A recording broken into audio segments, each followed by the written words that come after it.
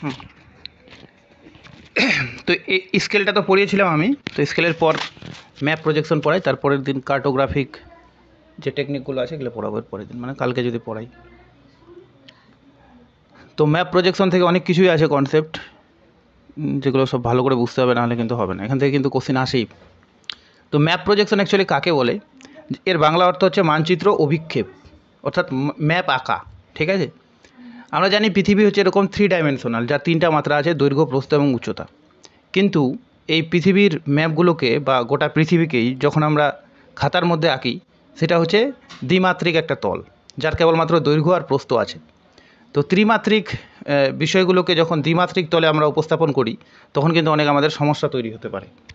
তো এই সমস্যাগুলোকে যতটা সম্ভব সঠিকভাবে, ঠিক আছে, উপস্থাপন করার নামই হচ্ছে ম্যাপ প্রজেকশন। অর্থাৎ ম্যাপ প্রজেকশন কিছুই না, এটা হলো ত্রিমাত্রিক পৃথিবীকে দ্বিমাত্রিক তলে উপস্থাপন করার একটা পন্থা। ঠিক আছে, এটা লেখা আছে, এটা ত্রিমাত্রিক পৃথিবীর বিভিন্ন অংশকে দ্বিমাত্রিক তলে উপস্থাপন করাকেই মানচিত্র অভিক্ষেপ বলে। বিভিন্ন অংশকে বলতে মানচিত্রকে আর কি, ম্যাপগুলোকে। ঠিক আছে, তো এই মানচিত্র অভিক্ষেপের সাহায্যে যখন আমরা ম্যাপ প্রজেকশন আঁকি, তো এটা এরকম করে মানলাম এখানে একটা এরকম ম্যাপ আছে। তো প্রথমে আমরা কী করবো, এখানকার যে ল্যাটিটিউড লংজিটিউড আছে সেটাকে আমরা একটা খাতার মধ্যে তুলব বিভিন্ন উপায়ে। তোলার পর দেখা গেল এই যে মানে গ্রিডটা আছে, এই গ্রিডে যেটুকু অংশ আছে সেম এখানে যে গ্রিডটা হয়েছে আমার খাতার মধ্যে, ওইটুকু অংশ এরকম করে দেখে দেখে আঁকলাম। তারপরে অংশটুকু আবার দেখে আঁকলাম। এরকম করতে করতে লাস্টে এই গোটা ম্যাপটাই কিন্তু এখানে আঁকা হয়ে যায়। তো এই গ্র্যাটিকুলস তৈরি করার নামই কিন্তু ম্যাপ প্রজেকশন। প্রথমে গ্র্যাটিকুলসগুলো তৈরি করব, তার উপরে তখন আমরা নিজে অটোমেটিক্যালি ম্যাপ তৈরি করব। তো এটা কিন্তু কখনোই ম্যাপ প্রজেকশনের মাধ্যমে যখন আমরা ম্যাপ তৈরি করি, কখনোই কিন্তু 100% নিখুঁত হবে এরকম বলা যায় না। ঠিক আছে, কিন্তু যতটা ঠিক করা যায়, যতটা সম্ভব ঠিক করা যায়, ততটা আমরা চেষ্টা করে থাকি, এটা বলা যেতে পারে। তো এই মানচিত্র অভিক্ষেপের কতগুলো ধর্ম আছে, মেইনলি 4টা ধর্ম আছে।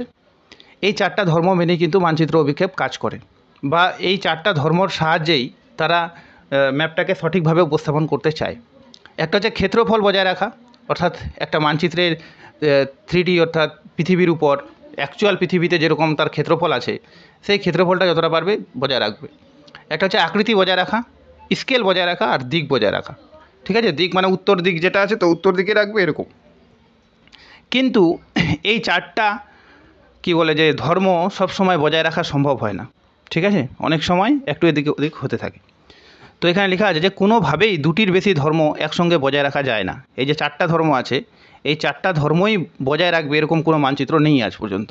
ঠিক আছে, যদি 4টা ধর্মই বজায় রাখতে চাই, তাহলে কিছু কিছু জায়গায় একদম দেখানোই যায় না, এরকম হয়ে যায়। তো এটা মনে রাখতে হবে যে মানচিত্র বিক্ষোভে যে 4টা ধর্ম আছে, এর মধ্যে অন্তত কটাকে একসাথে দেখা যেতে পারে, তো 2টাকে। ক্ষেত্রফল আকৃতি একসঙ্গে বজায় রাখা অসম্ভব ব্যাপার। অর্থাৎ আমরা যদি ক্ষেত্রফলও ঠিক রাখি, আবার আকৃতিও ঠিক রাখি, তাহলে আমাদের মানচিত্রটা ঠিকঠাক হবে না আর কি। মানচিত্রের আকৃতি বজায় রাখা কেবল ছোট অঞ্চলের ক্ষেত্রেই প্রযোজ্য। এই যে আকৃতিটা, অর্থাৎ অরিজিনাল যে শেপটা আছে, সেই শেপটাকে আমরা যখন আমাদের ম্যাপের মধ্যে দেখাবো, সেটা কিন্তু কেবল আমাদের ছোটো ছোটো অঞ্চলের ক্ষেত্রেই প্রযোজ্য, বড় এলাকার ক্ষেত্রে কিন্তু এরকম হয় না। অর্থাৎ আমরা আমাদের ওয়ার্ল্ড ম্যাপে ওই যে গ্লোবের কী বলে যে ওয়ার্ল্ডের ম্যাপগুলোতে, ওয়াল ম্যাপগুলোতে যা দেখি, সেগুলো কিন্তু প্রকৃত আকৃতি নয়, তাদের একটু এদিক ওদিক কিন্তু আছে। ফর এক্সাম্পল, গ্রিনল্যান্ডটাকে যত বড় দেখায় ম্যাপের মধ্যে, অ্যাকচুয়ালি গ্রিনল্যান্ড কিন্তু আদৌ অত বড় নয়। গ্রিনল্যান্ড কিন্তু মোটামুটি এই আইসল্যান্ডের থেকে একটু বেশি হবে, কিন্তু এমন দেখায় যে আইসল্যান্ডের মনে হয় অনেক গুণ বড়। তো এগুলোই সব হচ্ছে এই ম্যাপ প্রজেকশনের জন্যই কিন্তু। অক্ষরেখা, দ্রাঘিমা রেখার সাহায্যে স্কেল সঠিক রাখা সম্ভব। কেবলমাত্র ম্যাপ প্রজেকশনের 2টা জায়গায় স্কেল সঠিক থাকে, একটা হচ্ছে প্রমাণ অক্ষরেখা, একটা হচ্ছে কেন্দ্রীয় দ্রাঘিমা রেখা। তো এগুলো ধীরে ধীরে বুঝবো আমরা। প্রথমে একটাতেই এরকম বোঝা অসম্ভব ব্যাপার, যত ধীরে যাবো তত ক্লিয়ার হবে কনসেপ্টগুলো। মানচিত্রের দিক বজায় রাখলে জাহাজ চলাচলের ক্ষেত্রে সুবিধা হয়। অর্থাৎ যে মানচিত্র অভিক্ষেপগুলো দিক বজায় রাখে, সেগুলো কিন্তু জাহাজ চলাচলের ক্ষেত্রে সুবিধা দেয়। তো এরকম কিছু কনসেপ্ট ছিল। এবার আমরা আসবো রিলেটেড কিছু টার্ম, যেগুলো জানাটা খুবই দরকার, তাহলেই কিন্তু ম্যাপ প্রজেকশনটা ভালো করে বোঝা যাবে। যেমন 1 নাম্বার আছে জেনারেটিং গ্লোব। তো জেনারেটিং গ্লোবটা কিছুই নয়, এটা হচ্ছে একটা কাচের তৈরি, মানে এটা একটা কাচ দ্বারা নির্মিত গ্লোব, যার গায়ে এরকম অক্ষরেখা আর এরকম দ্রাঘিমা রেখা থাকে। ঠিক আছে, এবার আমি যদি এরকম করি, একটা গ্লোব নিলাম, জেনারেটিং গ্লোব, আর এদিকে এরকম করে আলো ছাড়লাম, তো এই যে অক্ষরেখা দ্রাঘিমা রেখাগুলো, আর এদিকে যদি আমি একটা খাতার পিসটা ধরলাম এরকম করে, বা একটা সাদা ওয়াল আছে, তো আমি যখন টর্চ দিয়ে এর উপর আলো ফেলবো, তখন এর উপর কিন্তু অক্ষরেখা দ্রাঘিমা রেখাগুলো পড়বে। ঠিক আছে, তখন আমি কী করলাম, জাস্ট এই অক্ষরেখা দ্রাঘিমা রেখাগুলো এরকম করে টেনে দিলাম এদিক ওদিক করে। এটাই কিন্তু আমাদের মানচিত্র অভিক্ষেপ অ্যাকচুয়ালি। তো মানচিত্র অভিক্ষেপের ক্ষেত্রে সর্বদা একটা জেনারেটিং গ্লোব দরকার হয়, যেটা আমরা যখন ম্যাথামেটিক্যাল ক্যালকুলেশন করি তখন কিন্তু এটা অত ভালো বোঝা যায় না, কিন্তু কেউ যদি গ্রাফিক্যালি করে তাহলে কিন্তু বিষয়টা ভালো ক্লিয়ার হয়। তো আমাদের মনে রাখতে হবে জেনারেটিং গ্লোব হলো একটা পৃথিবীর ক্ষুদ্র রূপ এবং যেটা কাঁচ দ্বারা নির্মিত, যার গায়ে অতগুলো দ্রাঘিমা এই অক্ষরেখা আর কতগুলো দ্রাঘিমা রেখা থাকে। এবার হচ্ছে প্রজেকশন প্লেনটা কি, তো মানলাম এটা হচ্ছে জেনারেটিং গ্লোব, আর এখানে আমরা হচ্ছে একটা পৃষ্ঠার উপর বা একটা সাদা কাগজের উপর এরকম করে ছবি এঁকেছি। তো অভিক্ষেপণ তল বা প্রজেকশন প্লেন হলো সেই তলটা যে তলের উপর প্রজেকশন আঁকা হয়, ঠিক আছে, অর্থাৎ যে তলটার উপরে এই ছায়াগুলো পড়লো অক্ষরেখা দ্রাঘিমা রেখার, আমরা গিয়ে যা সেরকম করে টেনে দিলাম, তো সেই তলটাকেই অ্যাকচুয়ালি কী বলা হচ্ছে, অভিক্ষেপণ তল বলা হচ্ছে। এই অভিক্ষেপণ তলটা অনেক রকমের হতে পারে, প্লেন হতে পারে, কোণাকৃতি হতে পারে, সিলিন্ড্রিক্যাল হতে পারে, ঠিক আছে, মানে এরকমও হতে পারে, তারপর এরকম করে গোটা পৃথিবীকে ঘিরে থাকবে এরকমও হতে পারে, আবার সিলিন্ড্রিক্যালও হতে পারে। তো এই ছবিগুলো নিচের দিকে দেওয়া আছে, তখন ভালো বোঝা যাবে। আপাতত প্রজেকশন প্লেন মানে সেই তলটা যে তলের উপর মানচিত্র অভিক্ষেপ করা হয়। সোর্স অফ লাইট, তো মানচিত্র আঁকার জন্য একটা আলোর উৎসের প্রয়োজন, যে আলোর উৎসটার সাহায্যে আমরা এই জেনারেটিং গ্লোবের অক্ষরেখা দ্রাঘিমা রেখাগুলো আমাদের প্রজেকশন প্লেনের মধ্যে মানে তুলবো আর কি, মানে তার ছায়াটা যাতে পড়ে, তো এই জন্য একটা আলোক উৎস দরকার হয়, ঠিক আছে। তারপর আছে গ্র্যাটিকুলস আর গ্রিড, দুটা শব্দ। তো গ্রিড হচ্ছে এই যে দুটা অক্ষরেখা, মানলাম এই দুটা অক্ষরেখা আর এই যে দুটা দ্রাঘিমা রেখা মিলে যে ছোটো ছোটো ঘরগুলো তৈরি করছে, এই প্রত্যেকটা হচ্ছে এক একটা গ্রিড।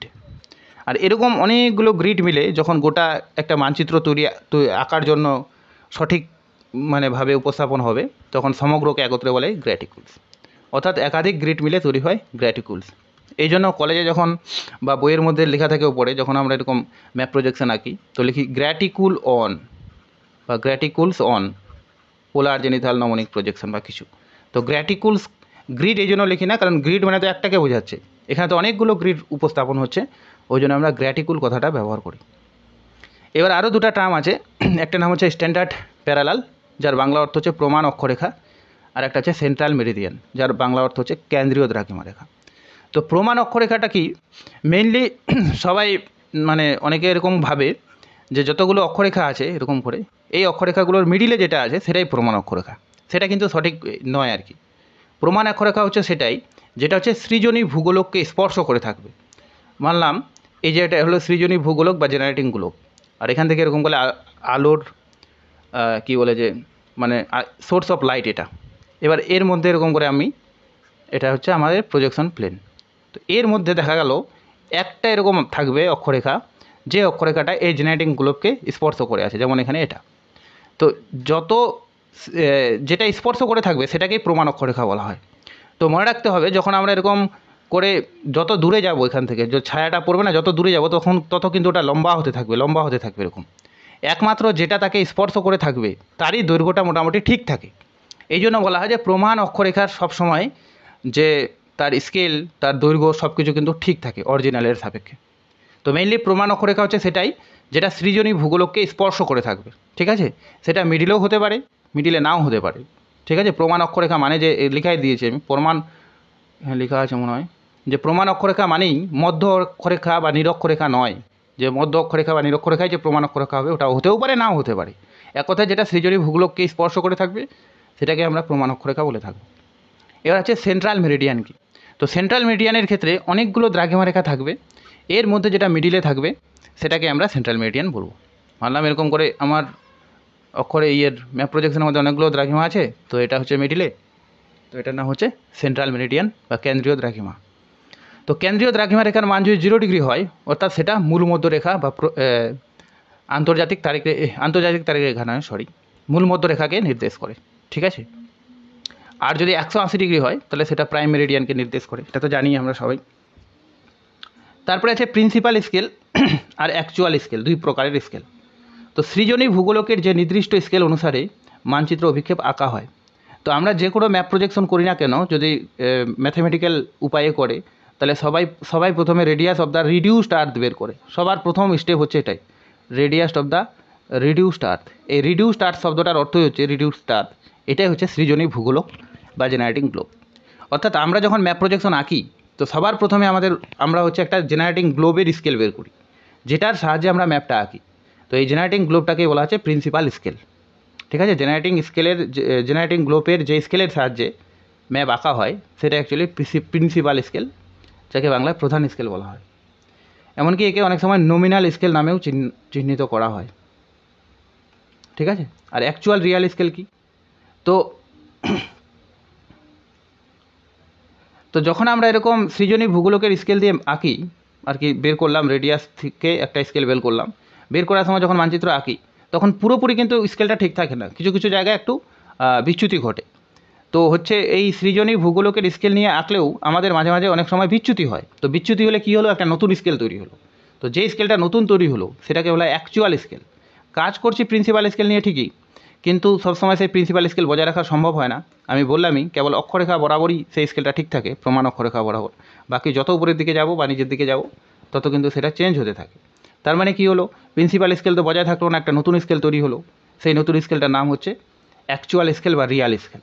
তাহলে যদি কোনোদিন কোশ্চেন আসে যে নিম্নোক্ত কার মধ্যে সর্বদা প্রিন্সিপাল স্কেল সঠিক থাকে, তাহলে সেটার অ্যান্সার হবে প্রমাণ অক্ষরেখা।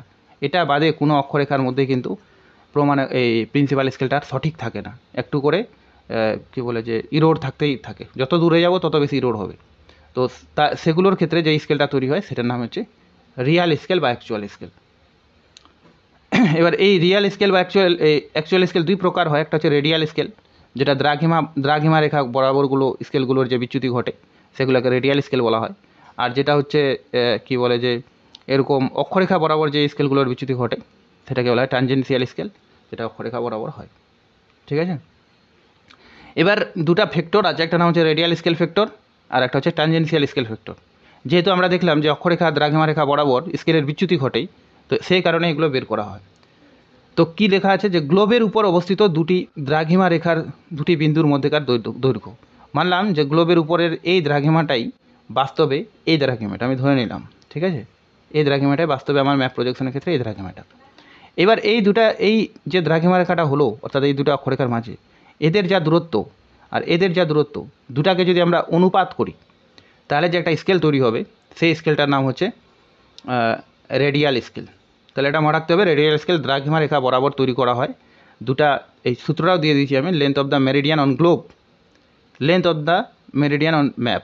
তো এখানে length of the same meridian লিখতে হতো, সেম মেরিডিয়ান অন ম্যাপ। অর্থাৎ এখানে যে দ্রাঘিমা রেখাটার দূরত্ব নিব যেটুকু অংশের, সেম এই জায়গাটাতেও নিতে হবে। তো এটা যদি যত 1 হয়, 1:1 যদি এরকম হয়, তার মানে বুঝতে হবে যে আমাদের রেডিয়াল স্কেলের কোনো বিচ্যুতি হয়নি। এবার 1-এর পর যত বাড়তে থাকবে তত বুঝতে হবে যে তত বিচ্যুতির পরিমাণ বাড়ছে, এরকম করে বোঝায়। ওই জন্য বলা হয় যে 1:RS প্রকাশ করা হয়। অর্থাৎ 1 তো উপরেরটা আছেই, এবার এটা যদি 1:2 হয় তার মানে বুঝতে হবে যে 2 গুণ বিচ্যুতি হয়ে গেছে। 1:3 হলে 3 গুণ বিচ্যুতি, অর্থাৎ বেশি বিচ্যুতি হয়েছে। কিন্তু যদি 1:1 হয় তার মানে বুঝতে হবে যে কোনো বিচ্যুতি হয়নি, যেরকম ছিল স্কেলটা সেরকমই আছে। যেটা মোটামুটি ওরকম বেশিরভাগ ক্ষেত্রেই 1:1 হয় না, হওয়া সম্ভবও নয়। এবার আছে ট্যানজেন্সিয়াল স্কেল, ঠিক তার অপোজিট। ওখানে যেমন আমরা দুটো দ্রাঘিমা রেখার মধ্যে দেখলাম, তো সেম ওরকম একটা গ্লোবের একটা দ্রাঘিমা রেখার মধ্যেকার যা দূরত্ব আর সেই দ্রাঘিমা রেখাটা যেটা ম্যাপ প্রজেকশনে নির্দেশ করছে তাদের মধ্যেকার যে দূরত্ব, তাদের অনুপাতকে বলা হয় ট্যানজেন্সিয়াল স্কেল। ঠিক আছে, এটাও সেম ওরকম 1:TS প্রকাশ করা হয়। অর্থাৎ 1 থেকে যত বাড়বে তত ভাববো যে হচ্ছে বিচ্যুতির পরিমাণ বাড়ছে। তারপর আরেকটা কনসেপ্ট আছে রাহাম লাইন, যেটাকে অনেক সময় লক্সোড্রমও বলা হয়। ঠিক আছে, তো এটা থেকে এর আগেরবার কোশ্চেন আসছিলো এই লাইনটা থেকে, ওই জন্য এটা আমি একটু হাইলাইট করে দিয়েছি। 2016-তে এখান থেকে কোশ্চেন আসছিলো যে কোন প্রজেকশনে লক্সোড্রোমটা সোজা লাইন হয়, তো সেটা অ্যান্সার হতো মার্কেটর প্রজেকশন। ঠিক আছে, তো কী লক্সোড্রোমটা আমি বলি। লক্সোড্রোম হচ্ছে যখন আমরা কোনো ওয়াল ম্যাপে দেখি না, যে নাবিকদের আর কি চলাচলের পথ যখন দেখায়, মানে সমুদ্রের কোনো ম্যাপ দেখি কিংবা যখন কোনো আমরা মহাকাশের ম্যাপ দেখি, তখন কিন্তু রাস্তাগুলো কখনো এরকম সোজা করে দেখানো থাকে না। যে মানলাম কেউ আমেরিকা থেকে এরকম, কেউ ইন্ডিয়া থেকে আমেরিকা যাবে, তো সোজা দেখা থাকে না, সোজা দেখানো কিন্তু থাকে না, থাকে কীরকম এরকম বাঁকানো থাকে। এরকম করে ম্যাপগুলো দেখলে, একটা ম্যাপ দিলে ছবিটা দিলে ভালো হতো। তো যাই হোক, এরকম করে ম্যাপের যে রেখাগুলো সেগুলো কিন্তু এরকম বাঁকানো থাকে, যেমন এই লেখাটা আছে এখান থেকে এখানে। তো এটার কারণ কি, অ্যাকচুয়ালি সোজাই যাচ্ছে। মানলাম একটা বিমান এই জায়গা থেকে এই জায়গা উড়ে যাবে, তো এই তো সোজা যাওয়ার চেষ্টা করবে, কারণ সোজা গেলেই তার কাছাকাছি হবে। কিন্তু সে যাচ্ছে সোজা, কিন্তু যেহেতু আমাদের পৃথিবীটা ওরকম তো সমান নয়, মানে চ্যাপ্টা তো নয়, পৃথিবীটা তো একটা গোলকের মতো, তো সে অটোমেটিক্যালি এরকম করে একটা বাঁক নিয়ে যাচ্ছে, মানে সোজা গেল কিন্তু সোজা না গিয়ে এই যে বাঁক নিয়ে যাচ্ছে, এই যে বাঁকটা তৈরি হলো, এই বাঁকটাকেই কিন্তু বলা হচ্ছে কি লক্সোড্রম। লক্সোড্রম এটা কী কারণে উৎপত্তি হয়? এটা এই জন্য উৎপত্তি হয় যে আমাদের যে পৃথিবীটা আছে, আমাদের পৃথিবীটা কিন্তু চ্যাপ্টা নয়, কাগজের মতো, আমাদের পৃথিবীটা একটা গোলাকার আর কি। তো গোলাকার যখন আমরা এরকম করে যাই তো অটোমেটিক্যালি এরকম করে বাঁক নিয়ে নেয় একটা, তো ওটা লেখা আছে এটি একটি বক্ররেখা। তো লক্সোড্রমে কিন্তু একটা বক্ররেখা হয় যা একই কোণে বা একই দিক বজায় রেখে মানচিত্রের দিকে অগ্রসর হয়, অর্থাৎ মানচিত্রের মধ্যে একটা টানা থাকে। নাবিক বা পাইলটদের ক্ষেত্রে পথ দেখানোর ক্ষেত্রে এটা ব্যবহার করা হয়। যখনই আমরা কোনো নাবিকদের ম্যাপ দেখব কিংবা কোনো বিমান, যারা বিমান চালায় আর কি, পাইলট, তাদের ম্যাপ দেখব, তখন কিন্তু রাস্তাগুলো এরকমই দেখানো থাকে, অর্থাৎ লক্সোড্রম হিসাবেই দেখানো থাকে। তো যেহেতু মার্কেটের প্রজেকশনটা একটা সব কিছু সরল রেখা দ্বারা উপস্থাপন করা হয় এরকম করে, অক্ষরেখা দ্রাঘিমা রেখাগুলো, তো সেহেতু মার্কেটের প্রজেকশনের ক্ষেত্রে এই যে লক্সোড্রমটা হয় এটা কিন্তু একটা সরল রেখায় হয়। তো এই কোশ্চেনটা কিন্তু পরীক্ষা আসছিল। লক্সোড্রম বাকি সব ক্ষেত্রেই প্রায় ইয়েই হবে, কি বলে যে বাঁকানোই হবে, কিন্তু মার্কেটের প্রজেকশন আর সিলিন্ড্রিক্যাল ইকুয়াল এরিয়া প্রজেকশন এগুলোর ক্ষেত্রে মোটামুটি সোজা হবে, ঠিক আছে। আর আরেকটা কনসেপ্ট আছে অর্থোড্রম কি। তো লক্সোড্রম তো আমরা এই বাঁকানো যে পথটা বক্ররেখা তৈরি হলো সেটাকে লক্সোড্রম বললো, তাহলে সোজা পথটার কী নাম? তো সোজা পথটার নামই হচ্ছে অর্থোড্রম, ঠিক আছে। যদিও অর্থোড্রম কখনো হয় না, সবসময় লক্সোড্রমই হয়, তাও একটা কনসেপ্ট যে অর্থোড্রম বলতে সোজা পথটাকে বোঝানো হয়। এবার জোন আর গোরে বলতে দুটো শব্দ আছে। জোন কি? দুটা অক্ষরেখার মধ্যবর্তী দূরত্ব। তো মানলাম এখানে একটা অক্ষরেখা আছে আর এখানে একটা অক্ষরেখা আছে, তো এই দুটার মধ্যবর্তী যে দূরত্ব হলো সেটাকে বলা হচ্ছে জোন। আর গোর বা গোরে কি? গোরে হচ্ছে দুটা দ্রাঘিমা রেখার মধ্যকার যে দূরত্ব, ম্যাপের মধ্যে দুটা দ্রাঘিমা রেখার মধ্যকার যে দূরত্ব তাকে বলা হচ্ছে গোরে বা গোর। তো এই শব্দগুলো আমাদের মনে রাখতে হবে। এইখানে আমি দিয়েছি এটা একটা মার্কেটের প্রজেকশন। তো মার্কেটের প্রজেকশনটা অ্যাকচুয়ালি লক্সোড্রমটা তো আমাদের এরকম হয়, কিন্তু মার্কেটের প্রজেকশনে ওটা এই জায়গাটাকে এরকম করে সোজা দেখায়, কারণ ওটা যেহেতু এই যে সব কিছু সরল রেখা, তো বাঁকানো তো দেখানো সম্ভব নয় এরকম, ঠিক আছে। তো এখানেও সরল এই সোজা দেখাচ্ছে, তো ওই জন্য এই কোশ্চেনটা আসছিল যে লক্সোড্রম কোন ম্যাপ প্রজেকশনে সোজা দেখায়, তো এটা আমাদের মনে রাখতে হবে মার্কেটের প্রজেকশনে। Actual radius of the earth, তো পৃথিবীর আসল রেডিয়াস কি? রেডিয়াস মানে হচ্ছে ব্যাসার্ধ, অর্থাৎ এই কেন্দ্র থেকে এই যে এত দূর পর্যন্ত অর্ধেক যেটা, ওটাকে ব্যাসার্ধ বলা হয়, আর এটাকে জয়েন করলে এটা তো ব্যাস হয়ে গেল। তো ব্যাসার্ধ হচ্ছে, যদি আমরা সেন্টিমিটারে মাপি তাহলে 640-এর পরে 6টা জিরো, অর্থাৎ 640 মিলিয়ন সেন্টিমিটার, আর 250-এর পরে 6টা জিরো ইঞ্চ, এর হচ্ছে এপিএস সিস্টেম। সেগুলো মনে রাখতে হবে, একটু পরীক্ষা দিতে পারে, নাও দিতে পারে। এবার হচ্ছে কিছু কিছু ইম্পর্ট্যান্ট লাইন সম্পর্কে আমাদের জানতে হবে। যেমন আমরা জানি 0 ডিগ্রি বরাবর এটাকে ইকুয়েটর বলে, এটাকে ট্রপিক অফ ক্যান্সার বলে, যেটা 23.5 ডিগ্রি আছে উত্তরে। নিচেরটাকে বলা হয় ট্রপিক অফ ক্যাপ্রিকন, যেটা 23.5 ডিগ্রি দক্ষিণে আছে। উপরের 66.5 ডিগ্রি নর্থকে বলা হচ্ছে আর্কটিক সার্কেল বা সুমেরু বৃত্ত, আর নিচেরটাকে বলা হচ্ছে কুমেরু বৃত্তচাপ বা বৃত্ত, আর একদম এই পয়েন্টটাকে বলা হচ্ছে নর্থ পোল, আর এই পয়েন্টটা হচ্ছে সাউথ পোল। এরকম করে লাইন হতে হতে একটা সময় কিন্তু একটা পয়েন্টে গিয়ে দাঁড়ায়, পয়েন্টে গিয়ে শেষ হয়, ঠিক আছে। এই জন্য একটা কোশ্চেন আসে মার্কেটের প্রজেকশন থেকে, যে মার্কেটের প্রজেকশনে কেন দুই মেরুকে দেখানো হয় না, ঠিক আছে। তো মার্কেটের প্রজেকশন যেহেতু আমরা দেখলাম যে সরল রেখা, তো এই সরল রেখার কারণেই একটা বিন্দু, ওটা তো বিন্দুটাকে কেমন করে দেখাবে? ওই জন্য মার্কেটের প্রজেকশন কখনোই 90 ডিগ্রি নর্থ আর 90 ডিগ্রি সাউথকে দেখায় না। এই জিনিসগুলো লেখা আছে নিচের দিকে, তখন আবার পড়ব। এবার এটার পাশাপাশি আরও দুটো লাইন সম্পর্কে আমাদের জানা উচিত, যে এরকম 0 ডিগ্রি দ্রাঘিমা রেখাকে বলা হচ্ছে প্রাইম মেরিডিয়ান বা মূল মধ্যরেখা, ঠিক আছে। আর ঠিক তার উল্টা দিকে যে 180 ডিগ্রি থাকে, তো সেটাকে বলা হচ্ছে কি আন্তর্জাতিক তারিখ রেখা বা ইন্টারন্যাশনাল ডেট লাইন। এগুলো থেকে কোশ্চেন দেয় না, কিন্তু এই ম্যাপ প্রজেকশন করতে গেলে এগুলো জিনিস আসতে পারে, ওই জন্যই বলে দিলাম। এবার সব থেকে মোস্ট ইম্পর্ট্যান্ট বিষয় যেটা হচ্ছে ক্লাসিফিকেশন অফ ম্যাপ প্রজেকশন। তো ম্যাপ প্রজেকশনকে বিভিন্ন উপায়ে ভাগ করা হয়, ঠিক আছে। একটা হচ্ছে প্রথমে বাই মেথডস। তো মেথডস মানে আমরা কার সাহায্যে ম্যাপটাকে আঁকছি, আলোক উৎসের সাহায্যে নাকি গাণিতিক ক্যালকুলেশনের মাধ্যমে, ইত্যাদি ইত্যাদি। তো লেখা আছে এটা পার্সপেক্টিভ প্রজেকশন, অর্থাৎ যখন আমরা সরাসরি আলোক উৎসের সাহায্যে ম্যাপটাকে আঁকবো। যেমন এখানে একটা ছবি দিয়েছি, যে কিছু কিছু ম্যাপ প্রজেকশন আছে এরকম টর্চ ফেললে জেনারেটিং গ্লোবের উপর এখানে উঠে যায়, এটাকে বলা হয় প্রজেকশন প্লেন। এটা হলো জেনারেটিং গ্লোব, আর এটা হচ্ছে সোর্স অফ লাইট। তো যেটা আলোক উৎসের সাহায্যে সরাসরি অঙ্কন করা হয় সেটাকে পার্সপেক্টিভ প্রজেকশন বলা হয়, ঠিক আছে। আর যেটা হচ্ছে এমন কিছু কিছু প্রজেকশন আছে যেগুলো হচ্ছে অর্ধেক অংশ তো আলোক উৎসের সাহায্যে আমরা দেখাচ্ছি, কিন্তু অর্ধেক অংশ আবার ম্যাথামেটিক্যাল ক্যালকুলেশনের সহায়তায় উপস্থাপন করছি। তাহলে সেই ধরনের প্রজেকশনকে বলা হচ্ছে সেমি পার্সপেক্টিভ, অর্থাৎ আংশিক আলোক উৎস, আংশিক ম্যাথামেটিক্যাল ক্যালকুলেশন। যদিও বাস্তবে এই ম্যাপ প্রজেকশনের সেরকম বাস্তব উদাহরণ তো আমি দেখছি না, মানে আমরা তো করিনি কোনো দিন, আর বইয়ের মধ্যেও দেখলাম কোনো লেখা নেই, মানে এদের ব্যবহার অনেক সীমিত আর কি। নন পার্সপেক্টিভ কোনটা? তো নন পার্সপেক্টিভ হচ্ছে সেটা যেটা পুরোপুরি ম্যাথামেটিক্যাল ক্যালকুলেশনের দ্বারা করা হয়, এখানে আলোক উৎসের কোনো ভূমিকা নেই, ঠিক আছে। আর একটা আছে কনভেনশনাল প্রজেকশন। অনেক সময় নন পার্সপেক্টিভ প্রজেকশনকেই কনভেনশনাল প্রজেকশন বলা হয়, কিন্তু কিছু কিছু বইয়ে আবার একটু আলাদা লেখা আছে এরকম, যে যখন আমরা এই নন কনভেনশনাল প্রজেকশনকে, ঠিক আছে, একটু মডিফাই করে নেব, যেমন সিম্পল কনিক্যাল থেকেই বোনস প্রজেকশন এরকম, তো সিলিন্ড্রিক্যাল ইকুয়াল এরিয়া থেকে মার্কেটের প্রজেকশন, এইরকম ব্যাপারগুলো, অর্থাৎ একই রকমটা জাস্ট একটু মডিফাই, যে এই প্রজেকশনে যা যা অসুবিধা ছিল আমরা তো গাণিতিক ক্যালকুলেশনের মাধ্যমে উপস্থাপন করলাম, তারপরেও কিছু কিছু অসুবিধা থেকে গেল, তো সেই অসুবিধাগুলোকে আমরা কী করলাম, মডিফাই করে নিলাম, তখন সেই ধরনের ম্যাপ প্রজেকশনকে বলা হচ্ছে কনভেনশনাল ম্যাপ প্রজেকশন। তো পার্সপেক্টিভ, সেমি পার্সপেক্টিভ, নন পার্সপেক্টিভ আর হচ্ছে কনভেনশনাল, এই হচ্ছে 4 প্রকার।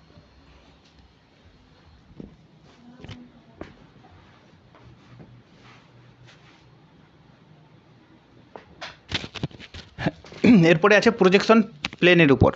তো প্রজেকশন প্লেন মানে হচ্ছে অভিক্ষেপণ তল। এই যে অভিক্ষেপণ তলটা আছে, তো এই তলটা কেমন করে আমরা আছে, যদি মানে প্লেন আকারে আছে নাকি কোণাকৃতি হয়ে আছে নাকি পৃথিবীকে ঘিরে ধরা হয়েছে, তার উপর ভিত্তি করে এটা 3 প্রকার হয়, প্লেনার, কনিক্যাল, সিলিন্ড্রিক্যাল। পরে ডিসক্রাইব করছে এটা বাই প্রপার্টিজ। এখান থেকে কোশ্চেন আসার সম্ভাবনা সব থেকে বেশি, যে কোনো পরীক্ষায় এখান থেকে বেশি কোশ্চেন আসে, ওই জন্য আমি এটা বিবিআই লিখে দিয়েছি, ঠিক আছে। তো একটা হচ্ছে ইকুয়াল এরিয়া, যারা সমান এরিয়া দেখায়। একটা হচ্ছে অর্থমরফিক, অর্থাৎ যারা হচ্ছে আকৃতি ঠিক রাখার চেষ্টা করে। অ্যাজিমথাল মানে দিক নির্দেশ ঠিক থাকে, দিকটা যাতে ঠিক থাকে, বাকি যা হবে হবে এরকম। ইকুইডিস্টেন্স মানে দূরত্ব ঠিক থাকে, আর অ্যাফিলেটিক মানে কোনো কিছুই ঠিক থাকে না। তো এগুলো পড়বো ধীরে ধীরে। তারপর টেনজেন্ট প্লেন, অর্থাৎ স্পর্শক অনুসারে পোলার, ইকুইটোরিয়াল, অবলিক 3 প্রকারের হয়। আর সোর্স অফ লাইটের ভিত্তিতে নমনিক প্রজেকশন, স্টিরিওগ্রাফিক, অর্থোগ্রাফিক এরকম। আর একটা আছে শেপের ভিত্তিতে, তো এটা সেরকম আসে না পরীক্ষায়। রেক্টেঙ্গুলার মানে যদি আয়তাকার হয়, সার্কুলার মানে বৃত্তাকার হলে, ইলিপ্টিক্যাল মানে যে উপবৃত্তাকার হলে, প্যারাবোলিক মানে অর্ধবৃত্ত হলে, অনেক সময় কিছু কিছু ম্যাপ আছে এরকম অর্ধবৃত্ত, আর বাটারফ্লাই মানে প্রজাপতির মতো যদি কোনো ম্যাপ প্রজেকশন হয় তখন তাকে বাটারফ্লাই ম্যাপ প্রজেকশন বলে। এবার এগুলো আমরা ভালো করে এক এক করে পড়বো, ছবি টবি দেওয়া আছে, খুব বুঝতে কারো অসুবিধা হবে না আশা করি। তো পার্সপেক্টিভটা অলরেডি আমি বলে দিলাম, যেটা আলোক উৎসের সাহায্যে, যেমন পোলার, জেনিথাল, নমনিক, স্টিরিওগ্রাফিক, এগুলো এর উদাহরণ। সেমি পার্সপেক্টিভ হচ্ছে অর্ধেক অংশ জ্যামিতিক উপায়ে, অর্ধেক অংশ আলোক উৎসের সাহায্যে, এদের ব্যবহার সীমিত, অর্থাৎ এদের কিন্তু বেশি ব্যবহার নেই। নন পার্সপেক্টিভ প্রজেকশন হচ্ছে আলোক উৎস ছাড়াই গাণিতিক উপায়ে তৈরি করা, for example simple conical projection, cylindrical equal area projection, sinusoidal projection, এগুলো হচ্ছে এর উদাহরণ। আর কনভেনশনাল প্রজেকশন হচ্ছে এটা রূপান্তরিত অবক্ষেপ, অর্থাৎ কোনো একটা প্রজেকশন থেকে আবার মডিফাই করে তৈরি করা হয়েছে, ঠিক আছে, যেমন মলয়েড প্রজেকশন আর কি, সম্পূর্ণ গাণিতিক উপায়ে কিন্তু এটা তৈরি। এবার আছে অ্যাকর্ডিং টু প্রজেকশন প্লেন। তো প্রজেকশন প্লেন মানে অভিক্ষেপণ তল অনুসারে। তো অভিক্ষেপণ তল মানে এই যে এরকম আছে, মানে এটা একটা কাগজ আর কি, কাগজ। তো এই কাগজটা আমরা কেমন করে ধরবো, যদি হচ্ছে এরকম পৃথিবী আছে, পৃথিবীটাকে চারপাশে ঘিরে ধরি ব্যালনের আকারে, তখন সেটাকে বলা আছে সিলিন্ড্রিক্যাল বা ব্যালন অভিক্ষেপ। আর যদি এরকম পৃথিবীটাকে যে কোনো উপরের দিক থেকে, অর্থাৎ একটা মেরু অঞ্চল থেকে শুরু করে নিরক্ষরেখা পর্যন্ত বা তার উপর পর্যন্ত এরকম কোণাকৃতি আকারে, ঠিক আছে, ঝালমুড়ি খাওয়ার জন্য যে দেয় যেরকম করে ঝালমুড়িটা, যেটাতে কাগজটা সেম ওরকম করে যদি ধরি, এবং তার উপর যে দাগগুলো পড়লো সেগুলো যদি এরকম করে তুলে নিই, তাহলে সেটাকে বলা হচ্ছে কনিক্যাল প্রজেকশন, যেমন সিম্পল কনিক্যাল। আর প্ল্যানার হচ্ছে জাস্ট একটা অংশ এর স্পর্শ করে থাকবে পৃথিবীকে, একটা পয়েন্ট স্পর্শ করে থাকবে, ঠিক আছে, একটা পয়েন্ট স্পর্শ করে থাকবে, সেটাকে বলা হচ্ছে প্ল্যানার। তো এই যে সিলিন্ড্রিক্যাল ইকুয়াল এরিয়া প্রজেকশন, এই ক্ষেত্রে কেবলমাত্র অক্ষরেখা যেটা আছে, নিরক্ষরেখা যেটা আছে, সেই নিরক্ষরেখাকেই চারপাশে ঘিরে থাকবে, মানে টাচ করে থাকবে জেনারেটিং এটা, এই অভিক্ষেপণ তলটা, আর বাকি অংশটাকে কিন্তু থাকবে না, কারণ পৃথিবীটা তো ধীরে যত উপরের দিকে যাবো এরকম করে কমতে থাকবে, এরকম করে কমতে থাকবে। এবার এই অংশটাকে যদি এরকম করে টাচ করে থাকে এই জায়গাগুলো, তো এই জায়গাগুলো কিন্তু টাচ করবে না। তো এটা মনে রাখতে হবে। স্ক্রিনটা শো করছে না নাকি?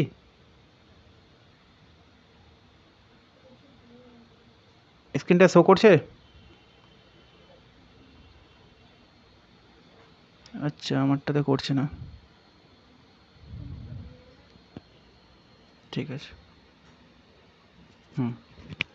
তো মনে রাখতে হবে যে সিলিন্ড্রিক্যাল ইকুয়ালেটার প্রজেকশনের ক্ষেত্রে নিরক্ষরেখাকে ঘিরে টাচ করে থাকবে, আর যেটা কনিক্যাল প্রজেকশন সেটা যে কোনো একটা অক্ষরেখাকে টাচ করে থাকবে, যে কোনো একটা বা দুটাও হতে পারে, একটা বা দুটো অক্ষরেখাকে টাচ করে থাকবে। কিন্তু যেটা প্ল্যানার প্রজেকশন এটা একটা বিন্দুতে স্পর্শ করে থাকবে, জাস্ট কোনো লাইন নয় বরং একটা বিন্দুতে, কারণ প্ল্যানার প্রজেকশনগুলো কিন্তু মেরু অঞ্চলের দিকে করানো হয়। তো মেরু অঞ্চলের দিকে মানে একটা বিন্দুতেই অবস্থান করবে, এদিকে বা এদিকে। তো ওটাই লেখা আছে যে সৃজনী ভূগোলককে একটি নির্দিষ্ট বিন্দুতে স্পর্শ করানো হয়। অভিক্ষেপণ তলটি সৃজনী ভূগোলকে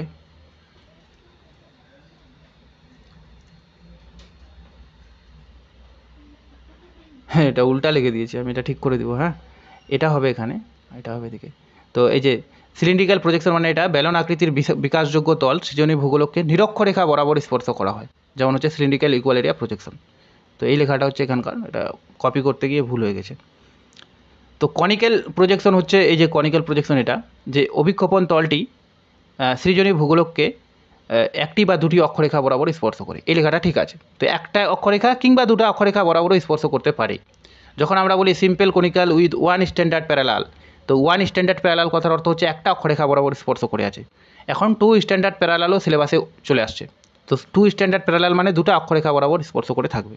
তো একটাও হতে পারে, যদি একটা অক্ষরেখা বরাবর স্পর্শ করে থাকে তখন তাকে বলা হয় টেনজেন্ট, আর যদি দুটা করে তাহলে তাকে বলা হয় সেকেন্ড বা সেকেন্ড এরকম।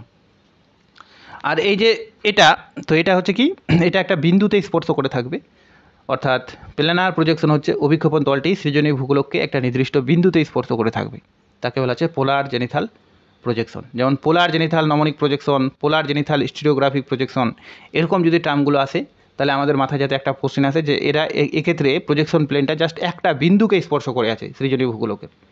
আর যদি এরকম সিম্পল কনিক্যাল অর্থাৎ কনিক্যাল শব্দটা যদি আসে তাহলে বুঝতে হবে যে তারা হয় একটা অক্ষরেখা নাহলে দুটো অক্ষরেখাকে স্পর্শ করে আছে। আর যদি সিলিন্ড্রিক্যাল কথাটা আসে তাহলে বুঝতে হবে যে তারা হচ্ছে নিরক্ষরেখা বরাবরকে স্পর্শ করে আছে। তাহলে এখান থেকে এরকমও কোশ্চেন হতে পারে যে আমি বললাম যে একমাত্র প্রমাণ অক্ষরেখা বরাবর স্কেল ঠিক থাকে, তো প্রমাণ অক্ষরেখা বরাবর এই জন্য স্কেল ঠিক থাকে কারণ ওটা টাচ করে থাকে। তো যদি বলে প্ল্যানার প্রজেকশনের ক্ষেত্রে নিম্নোক্ত কার মধ্যে, ঠিক আছে, স্কেলের কোনো বিচ্যুতি হয় না, তাহলে অ্যান্সার হবে নিরক্ষরেখা, কারণ যেহেতু নিরক্ষরেখাকে সে স্পর্শ করে থাকে। তো গেল এটা। এবার এই যে সিম্পল কনিক্যাল বললাম, তো সিম্পল কনিক্যাল হচ্ছে এরকম একটাকে, যেমন এখানে একটাকে স্পর্শ করে আছে তো এটাকে বলা হচ্ছে টেনজেন্ট কোণ। আর যদি এরকম দুটাকে স্পর্শ করে থাকে দুটাকে, তাহলে তাকে বলা হচ্ছে সেকেন্ড কোণ। তাহলে যদি বলে simple conical projection with two standard parallel, তার মানে বুঝতে হবে যে ওটা একটা সেকেন্ড কোণের কথা বলছে। আর যদি বলে simple conical projection with one standard parallel, তাহলে বুঝতে হবে যে ওটা টেনজেন্ট কোণের কথা বলছে এরকম।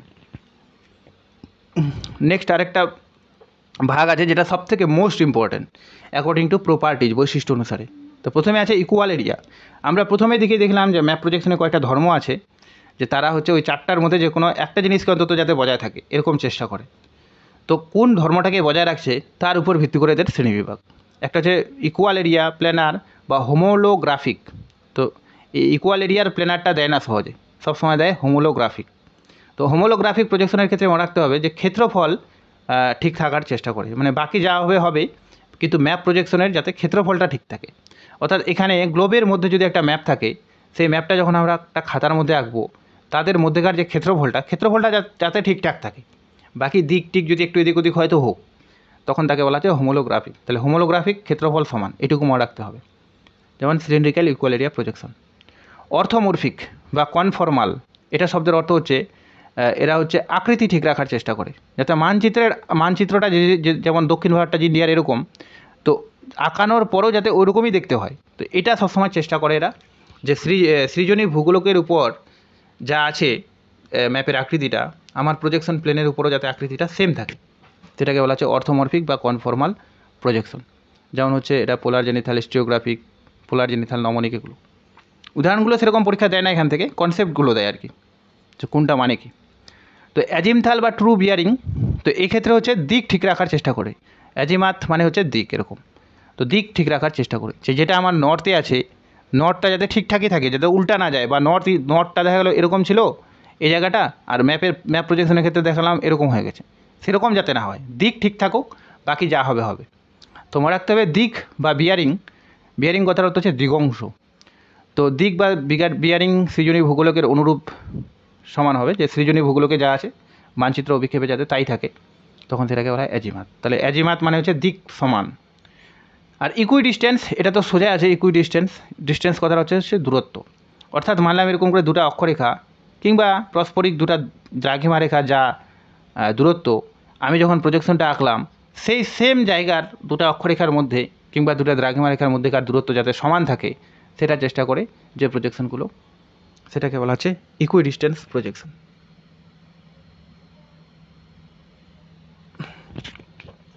আর একটা আছে অ্যাফিলেটিক প্রজেকশন।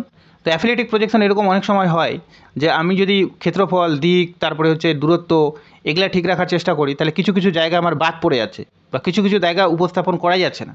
তো সেই রকম পরিস্থিতিতে অনেক সময় কী হয়, কিছু কিছু ব্যতিক্রম প্রজেকশন ইউজ করা হয়, যেখানে দিক, তারপরে হচ্ছে ক্ষেত্রফল, তারপরে হচ্ছে দূরত্ব, তারপর হচ্ছে আর যেটা বললাম ক্ষেত্রফল, দিক, দূরত্ব, এই যে যতগুলো আছে আর কি চারটা ধর্ম, কোনোটাই ঠিকঠাক রাখি না, শুধুমাত্র ম্যাপটা যাতে ঠিকঠাক আঁকা হয় সেরকম ক্ষেত্রে।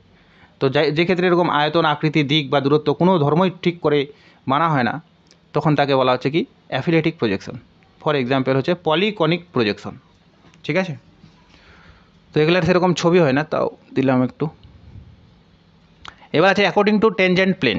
টেনজেন্ট প্লেন মানে হচ্ছে স্পর্শক, যেমন এই যে স্পর্শ করে আছে, ঠিক আছে, এরকম বরাবর। তো স্পর্শকটা কোথায় আছে, মেরুর দিকে আছে না নিরক্ষরেখার উপর আছে, নাকি মেরু নিরক্ষরেখা বাদে অন্য কোনো জায়গায় আছে, তার উপর ভিত্তি করে একে আবার 3 ভাগে ভাগ করা হয়। একটা হচ্ছে পোলার। তো পোলার শব্দটা যদি থাকে তাহলে বুঝতে হবে যে মেরু বিন্দুকে স্পর্শ করে আছে, যেমন এখানকার যে স্পর্শকটা এটা কিন্তু মেরু বিন্দুকে স্পর্শ করে আছে, অর্থাৎ একটা মেরু বিন্দুকে এরকম করে স্পর্শ করে থাকবে। ঠিক আছে, ইকুইটোরিয়াল যদি হয় তাহলে নিরক্ষরেখাকে স্পর্শ করে থাকবে। তারপর হচ্ছে অবলিক যদি হয় তাহলে নিরক্ষরেখা আর মেরুকে বাদ দিয়ে বাকি জায়গায় এরকম করে স্পর্শ করে থাকবে। ছবিটা দেখলে ভালো বোঝা যাবে, এই যে এরকম করে। এই পোলার প্রজেকশন এই জন্য, কারণ এই যে অভিক্ষেপণ তলটা আছে, এই অভিক্ষেপণ তলটা কিন্তু এই জায়গায় স্পর্শ করে আছে, অর্থাৎ একটা বিন্দুতে মেরুর দিকে। আর ইকুইটোরিয়াল বলতে এই যে নিরক্ষরেখা বরাবর স্পর্শ করে আছে, যেমন ব্যালন অভিক্ষেপগুলো। ঠিক আছে, আর অবলিক মানে হচ্ছে যে এই দুটা বাদে অন্য কোনো জায়গায় যদি এরকম তির্যক ভরে থাকে বা এদিকে থাকে, তখন সেটাকে বলা হচ্ছে অবলিক ম্যাপ প্রজেকশন। এবার আছে according to source of light. Source of light আমি বললাম যে আলোক উৎসের সাহায্য নেওয়া হয়, বিশেষ করে যখন গ্রাফিক্যাল ম্যাপ প্রজেকশনগুলো হয়। তো এই আলোক উৎসটা ম্যাপের কোথায় ধরা হচ্ছে, মানে জেনারেটিং গ্লোবের কোন জায়গাটায় রাখা হচ্ছে, তার উপর ভিত্তি করে একে আবার ভাগ করা হয়, যেমন gnomonic projection, stereographic projection, orthographic projection. তো এটার মানে কি, নমনিক মানে হচ্ছে যখন একদম জেনারেটিং গ্লোবকে, মানলাম এই যে জেনারেটিং গ্লোবটা আছে, এই জেনারেটিং গ্লোবের একদম এই জায়গায় সেন্টারে সোর্স অফ লাইটটা রাখা হয়েছে, সেন্টারে রাখে তারপরে আলোটা ছাড়া হচ্ছে এবং সেটা কিন্তু একটা অভিক্ষেপণ তলের উপর গিয়ে পড়ে, এরকম করে তখন মানচিত্র আঁকা হচ্ছে। তো নমনিক মানে হচ্ছে সেন্টারে থাকবে।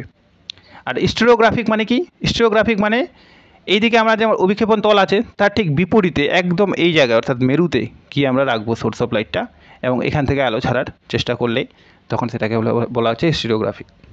আর অর্থোগ্রাফিক মানে কি, অর্থাৎ গোটা গ্লোবটা, এটা গ্লোব আছে জেনারেটিং গ্লোব, এর বাইরে এর সঙ্গে কোনো স্পর্শ নাই, এর থেকে অনেক দূরে আলোটাকে রাখা হচ্ছে এবং এখান থেকে এরকম করে আলোটা ফেলা হচ্ছে, তারপরে এদিকে পড়ছে এরকম। তো এটা মনে রাখার উপায় হচ্ছে এটা, যে জি ফর নমনিক মানে তো জি ফর গ্র্যাভিটি, গ্র্যাভিটি মানে কেন্দ্রে আছে, এরকম বুঝে নিতে হবে। স্টিরিওগ্রাফিক মানে কি সাইডে আছে, অর্থাৎ বৃত্তটার সাইডে, অর্থাৎ এই জেনারেটিং গ্লোবের সাইডে ধরা আছে। আর অর্থোগ্রাফিক মানে হচ্ছে আউটসাইড, মানে বৃত্ত থেকে অনেক বাইরে এরকম করে রাখা আছে।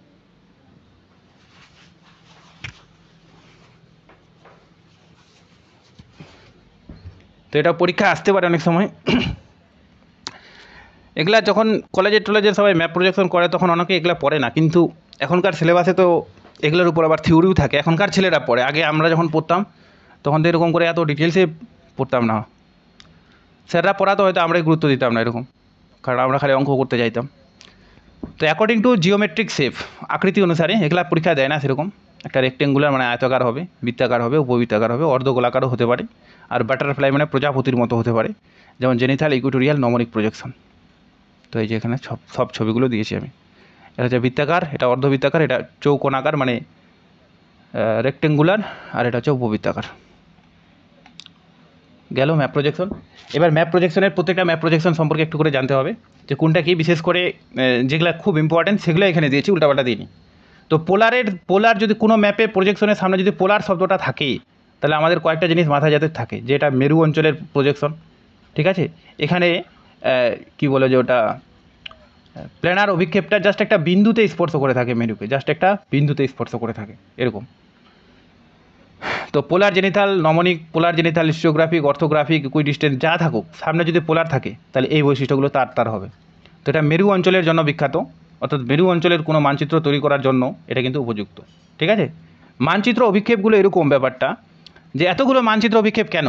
কারণ পৃথিবীর সব জায়গায় একই ধরনের মানচিত্র অভিক্ষেপ কিন্তু ব্যবহার করা যায় না। মানে মানচিত্র অভিক্ষেপগুলো আমরা যদি ধরে নিই যে জামা, ছোট বড় সাইজের অনেকগুলো জামা আছে, এবার যার যেটা জামা হচ্ছে তাকে সেটা আমরা পরায় দিচ্ছি।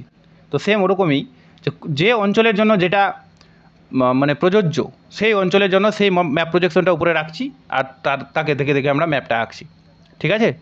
তো কোন অঞ্চলে কোন ম্যাপ প্রজেকশনটা প্রযোজ্য, তার জন্য দুটো জিনিস মানুষের মাথায় থাকা উচিত। একটা হচ্ছে ওই দেশ বা অঞ্চলটার আকৃতিটা কীরকম, আর প্রজেকশনগুলো কীরকম হয়। যেমন পোলার জেনিথাল প্রজেকশন মানে এরকম গোলাকার হবে, মিডিলটার এই যে বিন্দুটা, এটা 90 ডিগ্রিকে নির্দেশ করবে, তারপরে 80 ডিগ্রি, 70 ডিগ্রি এরকম করে বাড়তে থাকবে, এবং এটা শেষ পর্যন্ত 60 ডিগ্রি পর্যন্ত ঠিকঠাক দেখায়। তাহলে আমরা বলতে পারি যে মেরু অঞ্চলকে ঘিরে বা মেরু অঞ্চল থেকে 60 ডিগ্রির মধ্যে যে জায়গাগুলো আছে তাদেরকে দেখানোর জন্য এই ম্যাপ প্রজেকশনটা সবথেকে সুইটেবল। For example Antarctica. তো আন্টার্কটিকাকে কেউ যদি বলে আন্টার্কটিকাকে দেখানোর জন্য কোন ম্যাপ প্রজেকশন ইউজ করা হয়, তো আন্টার্কটিকা তো মেইনলি উপরের দিকেই আছে, এই উপরের দিকে বলছে নিচের দিকে আছে একদম মেরু অঞ্চলকে ঘিরে, কুমেরুকে। তাহলে এটা হবে প্রতিটা দ্রাঘিমা রেখায় মহাবৃত্ত। মহাবৃত্ত এই জন্য কারণ এই যে গোল আর কি, পুরো রাউন্ড শেপে হয় 360 ডিগ্রি, এই জন্য, ঠিক আছে। তো এটা তো বৈশিষ্ট্য মনে রাখতে হবে, প্লাস ছবিটা যাতে মানুষের মাথায় আসে যে এই পোলার জেনিথাল মানে হচ্ছে এরকম, 90 ডিগ্রিটা এখানে হবে, ঠিক আছে। এই ম্যাপ প্রজেকশনটা অ্যাকচুয়ালি 3D করে ভাবতে হবে। 3D মানে এরকম যে ম্যাপ প্রজেকশনটা এরকম গোলাকার নেই, বরং এটা যদি হয় এরকম বৃত্তটা, তো এটা প্রথমে একটা বিন্দু, তারপরে একে ঘিরে আছে আর একটা বিন্দু, তারপরে আর একটা বিন্দু, এরকম।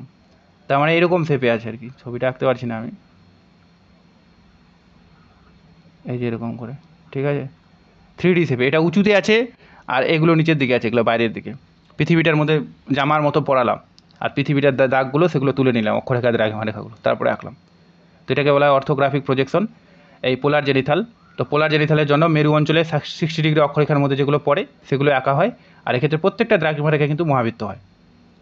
এবার আছে সিলিন্ড্রিক্যাল ইকুয়াল এরিয়া প্রজেকশন। তো সিলিন্ড্রিক্যাল ইকুয়াল এরিয়া মানে হচ্ছে এরিয়াগুলো সমান দেখাবে এরকম করে, এরিয়াটা ঠিক রাখার চেষ্টা করবে। তো এই প্রজেকশনটা আবিষ্কর্তা হচ্ছে ল্যাম্বার্ট, খুব পরীক্ষা দেয় এটা, যে সিলিন্ড্রিক্যাল ইকুয়াল এরিয়া প্রজেকশন আবিষ্কর্তাকে ল্যাম্বার্ট। তো মূলত 30 ডিগ্রি নর্থ থেকে, অর্থাৎ উত্তরে 30 ডিগ্রি নর্থ থেকে দক্ষিণে 30 ডিগ্রি নর্থ, এর মধ্যেকার যে অঞ্চলটা, এই অঞ্চলটা দেখানোর জন্য এই প্রজেকশনগুলো ইউজ করা হয়, ঠিক আছে। এটা মনে রাখতে হবে। আর এই প্রজেকশনের ক্ষেত্রে দেখা যাচ্ছে অক্ষরেখা দ্রাঘিমা রেখা দুটাই কিন্তু সমান করে দেখায়, ঠিক আছে। তো এই জিনিসগুলো যাতে মনে থাকে, ওটা লেখা আছে অক্ষরেখা দ্রাঘিমা রেখা পরস্পরকে সমান কোণে ছেদ করে, অর্থাৎ এই যে এদিকে অক্ষরেখা দিকে সমান কোণে ছেদ করলো। মানচিত্রে সর্বত্র টিএস আর আরএস সমান হয়। টিএস মানে ট্যানজেন্সিয়াল স্কেল, আর আরএস মানে হচ্ছে রেডিয়াল স্কেল ফ্যাক্টর। কেন সমান হয়? কারণ দুটাই অক্ষরেখা, এদের মধ্যেকার যা দূরত্ব সেম, ওরকম এদের মধ্যেকার সেম দূরত্ব হবে, তাহলে ওই জন্য এটা সমান হয়। তাহলে এটা একটা খুব গুড কোশ্চিন, যে কোন অভিক্ষেপে টেনজেন্সিয়াল স্কেল আর রেডিয়াল স্কেল পরস্পর সমান হয়, মানে একই রকম হয় দুটা। তো ওটা হবে সিলিন্ড্রিক্যাল ইকুয়াল এরিয়া প্রজেকশন, ঠিক আছে। তো সিলিন্ড্রিক্যাল ইকুয়াল এরিয়া প্রজেকশনটা এরকম শেপের হয়, আর এটা মেইনলি 0 ডিগ্রি থেকে উপরে মানে 30 ডিগ্রি পর্যন্ত, নিচে 30 ডিগ্রি পর্যন্ত, অর্থাৎ কর্কট ক্রান্তি রেখা থেকে মকর ক্রান্তি রেখা পর্যন্ত অঞ্চলগুলোকে সঠিকভাবে দেখায়, এর মধ্যেকার গোটা অঞ্চলটাকে সঠিকভাবে দেখাতে পারে। এটা থেকে যত উপরের দিকে যাবে তত কিন্তু এর পরিমাণ বিচ্যুতি হবে। তাহলে যদি কোনো দেশ এই অঞ্চলের মধ্যে অবস্থান করে, ঠিক আছে, তাহলে তাদেরকে দেখানোর জন্য এই প্রজেকশনটা কিন্তু সর্বাপেক্ষা আদর্শ। ফর এক্সাম্পল আফ্রিকা মহাদেশ, ঠিক আছে। তাহলে পরীক্ষা যদি আসে আফ্রিকা মহাদেশকে রিপ্রেজেন্ট করার জন্য কোনটা সবথেকে আদর্শ হবে, তাহলে আমরা বলে দেবো এটা। এবার আছে মার্কেটের প্রজেকশন, যেখান থেকে এর আগের বার কোশ্চেন আসছিল, এমনকি মার্কেটের প্রজেকশন থেকে প্রতিবারই সব রকম পরীক্ষায় প্রায় কোশ্চেন আসে। তো এটা কে আবিষ্কার করে? এটা দুজন আবিষ্কার করে, একজন হচ্ছে ফ্লেমিশ মার্কেটর, আর একটা হচ্ছে এডওয়ার্ড রাইট। তো মার্কেটর আর রাইট মিলে, একটু পরে আমি ক্লাস নিই তারপরে, এডওয়ার্ড রাইট, ঠিক আছে। তো ব্যবহার এবার, তো এটা কোথায় ব্যবহার করি, যে পৃথিবীর মানচিত্র তৈরির ক্ষেত্রে ব্যবহার করা হয়, এটা কিন্তু মনে রাখতে হবে, ঠিক আছে। এটা কি কোথায় ব্যবহার করা হয়? এটা হচ্ছে পৃথিবীর মানচিত্র তৈরিতে ব্যবহৃত হয় কিন্তু, ঠিক আছে। অর্থাৎ যখন গোটা পৃথিবীর মানচিত্র আমরা আঁকি সেক্ষেত্রে এটা ব্যবহার করা হয়। তো বায়ু প্রবাহের ধরন, সমুদ্র স্রোতের প্রবাহ পথ, জলনির্গম প্রণালী ইত্যাদি দেখানোর জন্য এটা ব্যবহার করা হয়। এই পয়েন্টগুলো খুব ইম্পর্টেন্ট। অক্ষরেখাগুলির ব্যবধান বিস্তৃত নয়, অর্থাৎ অক্ষরেখাগুলো কিন্তু কী লেখা আছে, অক্ষরেখাগুলোর ব্যবধান বিস্তৃত নয়, ক্রমশ মেরুর দিকে বৃদ্ধি পায়। অর্থাৎ এই প্রজেকশনের ক্ষেত্রে যত আমরা মেরু অঞ্চলের দিকে যাই, ম্যাপ প্রজেকশনটা আমি দেখাই তাহলে বোঝা যাবে। এই যে নিরক্ষরেখা থেকে যত আমরা মেরুর দিকে যাচ্ছি, আগেরটাতে দেখলাম সবগুলো বৃত্ত প্রায় এরকম সবগুলো সমান ছিল, এটা এটা এটা যেটাই হয়ে যাক, কিন্তু এখানে দেখতে পাচ্ছি যে এই যে গ্রিডটা আছে এখানকার যা কি বলে যে এরিয়া, তারপরে গ্রিডের এরিয়াটা একটু বেশি, তারপরে আরেকটু বেশি, তারপর আরেকটু বেশি, এরকম করে বাড়তে বাড়তে কিন্তু উপরের দিকে যায়। খুব ইম্পর্ট্যান্ট লাইন এটা। তারপরে হচ্ছে কিন্তু দ্রাঘিমা রেখাগুলোর সমদূরত্বে অবস্থান করে, দ্রাঘিমা রেখাগুলো প্রায় সমান দূরত্বেই থাকে। এই অভিক্ষেপণে নাবিকদের অত্যন্ত প্রয়োজন, এই অভিক্ষেপণটাই নাবিকরা ব্যবহার করে। কারণ নাবিকরা বলতে এখানে যারা সমুদ্রে জাহাজ চালায় তাদের কথা বলা হয়েছে। সমুদ্রটা যেহেতু এরকম চ্যাপ্টার মতোই দেখতে অনেকটা, যে জল জল সব থেকে উঁচু নিচু পার্থক্য নেই, সুতরাং ওই জন্য তারা এই ম্যাপ প্রজেকশনটাই বেশি করে ইউজ করে। আর এখানে রাহাম লাইন কিন্তু সর্বদা সরল রেখায় হয়, সেটা আমি এর আগেও বলেছিলাম। এই অভিক্ষেপণে 90 ডিগ্রি অক্ষরেখাকে দেখানো হয় না, সেটি একটু বিন্দু, তাই মানে এটা এই অভিক্ষেপণে একটা সবথেকে ভালো দিক হচ্ছে এরা কিন্তু 90 ডিগ্রিকে দেখায় না। বলছে আমরা যেহেতু সরলরেখা দ্বারা সবগুলোকে উপস্থাপন করছি, তো 90 ডিগ্রি পয়েন্টটা যেহেতু একটা সরলরেখা নয়, ওটা একটা বিন্দু, সুতরাং ওটা আমাদের ম্যাপ প্রজেকশন দ্বারা দেখানো যাবে না। বোঝা গেল? আর হচ্ছে মানলাম এরকম করে 5 ডিগ্রি ইন্টারভেলে আছে, তো 5 ডিগ্রি আমরা 0 ডিগ্রি 5 ডিগ্রি এরকম করে বাড়তে বাড়তে লাস্ট 85 পর্যন্ত দেখাতে পারবো, 90 ডিগ্রিটা এখানে নিই না। 1 ডিগ্রি ইন্টারভেল আছে, তাহলে 89 পর্যন্ত নেব, কিন্তু 90 ডিগ্রিটা নেব না, ঠিক আছে। 10 ডিগ্রি ইন্টারভেল আছে, 10 করে বাড়তে বাড়তে 80 পর্যন্ত নেব, কিন্তু তাও আমরা 90 ডিগ্রি নেব না। তো 90 ডিগ্রি এটা দেখাতে পারে না, ওই জন্য আমরা নিই না, ঠিক আছে। তো এরকম এখানে কিন্তু 90 ডিগ্রিটা দেখানো আছে, ওরকম ছবি পেলাম না আমি, কিন্তু মনে রাখতে হবে 90 ডিগ্রি কিন্তু এ দেখায় না। এবার আছে next simple conical map projection. তো সিম্পল কনিক্যাল ম্যাপ প্রজেকশনটা এরকম আকৃতির হয়। তো দেখেই বোঝা যাচ্ছে যে কোনো একটা মেরু অঞ্চলের দিক থেকে এরকম করে কিন্তু টানা হয়, ঠিক আছে। তো মনে রাখতে হবে মেরু অঞ্চল থেকে নিরক্ষীয় অঞ্চল এর মধ্যেকার যে দেশগুলো আছে, যারা মেইনলি মেরু অঞ্চলের দিকে একটু কম চওড়া আর ধীরে ধীরে এদিকে আসতে বাড়ছে, কিন্তু তাদের অবস্থান কখনোই নিরক্ষরেখাকে যাতে অতিক্রম না করে। কারণ মেরু এটা কিন্তু কখনো এই যে এরকম করে যে কোনো একটা মেরুকে রিপ্রেজেন্ট করতে পারে, দুইটা মেরু তো হবে না, এটা তো নিরক্ষরেখা, তো উত্তর গোলার্ধের দিকেই খালি এই অংশটাকে রিপ্রেজেন্ট করবে। তো যে মহাদেশগুলো বা যে দেশগুলো মূলত নিরক্ষরেখার উত্তরে কিংবা নিরক্ষরেখার দক্ষিণে আছে এবং যাদের আকৃতি নিরক্ষরেখার দিকে একটু কম, কিন্তু যত তারা মেরুর দিকে একটু কম, কিন্তু যত নিরক্ষরেখার দিকে আসছে তাদের আকৃতি বাড়ছে, সেই সমস্ত প্রজেকশনের ক্ষেত্রে এটা সব থেকে সুইটেবল। তো মধ্য অক্ষাংশ এর মধ্যে ছোটো দেশসমূহ যেমন ইউরোপ, ফ্রান্স, জার্মানি এগুলো সুইটেবল, ঠিক আছে। স্ট্যান্ডার্ড প্যারালাল বরাবর নির্ভুল থাকে।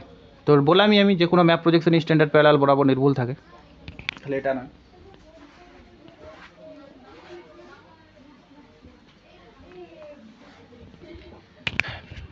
আর কি আছে এখানে? কিছু নেই। তাহলে মধ্য অক্ষাংশের অঞ্চলগুলো এটা দ্বারা দেখানো হয়, ঠিক আছে। পোলার অঞ্চলগুলো তো পোলার জেনিথাল দ্বারাই দেখাই আমরা পোলার ম্যাপগুলোকে, তো মধ্য অক্ষাংশেরগুলো সিম্পল কনিক্যাল দ্বারা আমরা দেখানোর চেষ্টা করি।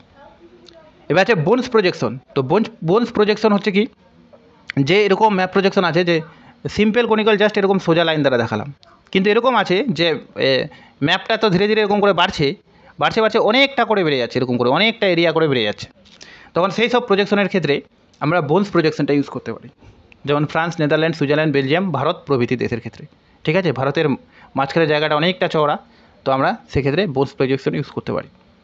পূর্ব পশ্চিমে অধিক বিস্তৃত দেশসমূহ এখানে দেখানো হয়, অর্থাৎ যে দেশগুলো মোটামুটি পূর্ব পশ্চিমে একটু বেশি বিস্তৃত সেই দেশগুলোকে এখানে কিন্তু দেখানো হয়। বোনস প্রজেকশনটা সিম্পল কনিক্যালেরই মতো, কিন্তু সিম্পল কনিক্যালে এরকম করে সোজা দাগ থাকে, এখানে সোজা দাগ থাকে না, এখানে আমরা এরকম হাত দিয়ে আঁকি, তাই না, পয়েন্ট পয়েন্ট নিয়ে, এটাই পার্থক্যটা। এবার আছে সাইনোসয়েডাল প্রজেকশন। তো এটা গোটা ওয়ার্ল্ডের ম্যাপ আঁকার ক্ষেত্রে ব্যবহার করা হয়, আর এটা দেখতে খুবই সুন্দর হয় এরকম। এখনকার সিলেবাসে সাইনোসয়েডাল থাকে না, ঠিক আছে। আগে যখন আমরা পড়তাম তখন সাইনোসয়েডাল থাকতো। 2019-এর পর থেকে আর নাই সাইনোসয়েডাল প্রজেকশন, তুলে দিয়েছে মানে গৌরবঙ্গের সিলেবাসে। তো স্যানসন আর ফ্লেমিস্টেড এই দুজন মিলে এটা আবিষ্কার করে। দক্ষিণ আমেরিকা, আফ্রিকা, ভারত, শ্রীলঙ্কা এই সমস্ত দেশ দেখানোর ক্ষেত্রে এটা উপযুক্ত। তবে এটা হচ্ছে গোটা পৃথিবীর ম্যাপ দেখানোর ক্ষেত্রেও ব্যবহার করা হয়, ঠিক আছে, নিরক্ষীয় অঞ্চলের দেশসমূহকে ভালো করে দেখায়। তো এটা মনে রাখতে হবে, সাইনোসুরিয়াল প্রজেকশন গোটা পৃথিবীকে দেখানোর ক্ষেত্রে প্রযোজ্য, এটা খুব ইম্পর্টেন্ট একটা কি।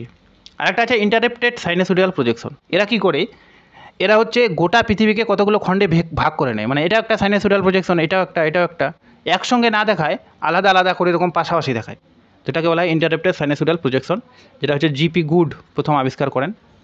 আর সামুদ্রিক অংশ বাদ দিয়ে কেবল ভূভাগকে দেখানোর ক্ষেত্রে এটা বেশি ব্যবহার করা হয়, ঠিক আছে। সামুদ্রিক অংশ ছাড়া যদি স্থলভাগকে নির্দেশ করা হয় তাহলে এটা খুব ইম্পর্টেন্ট হবে।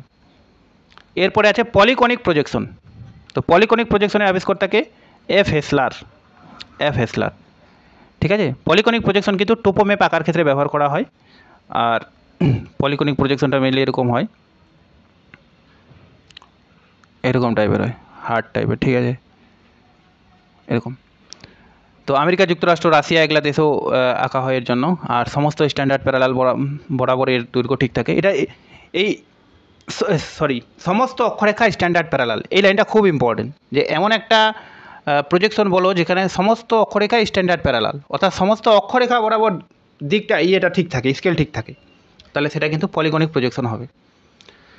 এবার হচ্ছে গলস হিস্টোরিওগ্রাফিক প্রজেকশন, এগুলো অত পড়তে হবে না, খালি এটা মনে রাখতে হবে যে পৃথিবীর মানচিত্র আঁকার জন্য ব্যবহার করা হয়, ঠিক আছে। মলয়েড প্রজেকশন থেকেও এটা পড়তে হবে যে পৃথিবীর মানচিত্র আঁকার জন্য ব্যবহার করা হয়। প্লাস আরেকটা, এই প্রজেকশনগুলো সিলেবাসে থাকে না আমাদের, আরেকটা হচ্ছে কি জনঘনত্ব, জনবন্টন ইত্যাদি দেখানোর ক্ষেত্রেও এই ম্যাপ প্রজেকশনটা ভালো করে ব্যবহার করা হয়। অর্থাৎ মানলাম কোনো গোটা পৃথিবীব্যাপী জনসংখ্যার বন্টন কেমন আছে সেটা আমরা দেখানোর চেষ্টা করব, সেক্ষেত্রে এই ম্যাপ প্রজেকশনটা সবথেকে আদর্শ হবে। তারপরে হচ্ছে কি ইউটিএম প্রজেকশন, যেটা বর্তমানে খুবই গুরুত্বপূর্ণ, এটা আগে থাকতো না। এই প্রজেকশনটা একটু অন্যরকম প্রজেকশন আছে, যেখানে হচ্ছে গোটা পৃথিবীর ম্যাপ আঁকতেই ব্যবহার করা হয় মেনলি। তো উপরে এরকম নিরক্ষরেখা বরাবর উত্তরের দিকে 84 ডিগ্রি নর্থ থেকে শুরু করে, এরা 84 ডিগ্রি নর্থের পর আর দেখায় না, ঠিক আছে। আর নিচের দিকে 80 ডিগ্রি সাউথ, তাহলে 84 ডিগ্রি নর্থ থেকে 80 ডিগ্রি সাউথ পর্যন্ত দেখায়, এটা লেখা আছে কিন্তু এখানে। কিন্তু দ্রাঘিমা রেখার ক্ষেত্রে আবার একদম 180 ডিগ্রি থেকে এদিকে 180 ডিগ্রি, অর্থাৎ গোটাটাই দেখায়। তো দ্রাঘিমা রেখা টোটাল 360টা আসে। এবার 360টাকে 6 ডিগ্রি অন্তর অন্তর 60টা জোনে ভাগ করা হয়, ঠিক আছে, 7টা জোনে ভাগ করা হয়, অর্থাৎ 6 ডিগ্রি করে টোটাল 7টা দাগ থাকে, এরকম 60টা। তো এই কয়েকটা জিনিস মনে রাখতে হবে। আর ইউটিএমের ফুল ফর্ম হচ্ছে ইউনিভার্সাল ট্রান্সভার্স মার্কেটর, অর্থাৎ মার্কেটর প্রজেকশনের একটু মডিফাইড ভার্সন, এরকম বলা যেতে পারে। নিচের দিকে লেখা আছে এটা, ঠিক আছে। এতদূরই কনসেপ্ট ছিল, আর তো সেরকম নাই।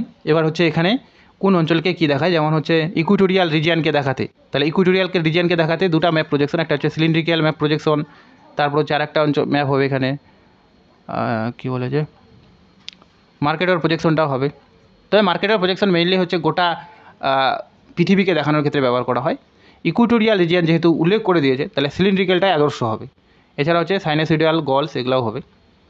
নর্দার্ন আর সাউদার্ন হেমিস্ফিয়ার যদি দেখানো হয়, হেমিস্ফিয়ার একটা গোলার্ধ, তাহলে পোলার জেনিথাল অর্থোগ্রাফিক। ট্রপিক্যাল রিজিয়ান দেখাতে বললে এটা সিলিন্ড্রিক্যাল ইকুয়াল এরিয়া, এটা তো বললামই আমি। টোপোগ্রাফিক্যাল ম্যাপ হচ্ছে ইন্টারন্যাশনাল প্রজেকশন, অর্থাৎ যেগুলোতে হচ্ছে গোটা বিশ্বের মানচিত্র আঁকা যায় সেই প্রজেকশনগুলো। আর হচ্ছে পলিগনিক প্রজেকশনটা। আর ট্রান্স সাইবেরিয়ান রেলওয়ে, এটা কোশ্চেন খুব পরীক্ষা দেয়, যে ট্রান্স সাইবেরিয়ান রেলওয়েকে দেখাতে কোন ম্যাপ প্রজেকশন অঙ্কন করা হবে, তাহলে সিম্পল কনিক্যাল প্রজেকশন, ঠিক আছে। দক্ষিণ মেরু অভিযান আর উত্তর মেরু অভিযান যখন করেছিল কারা, তখন তারা এই প্রজেকশনগুলো ইউজ করেছিল।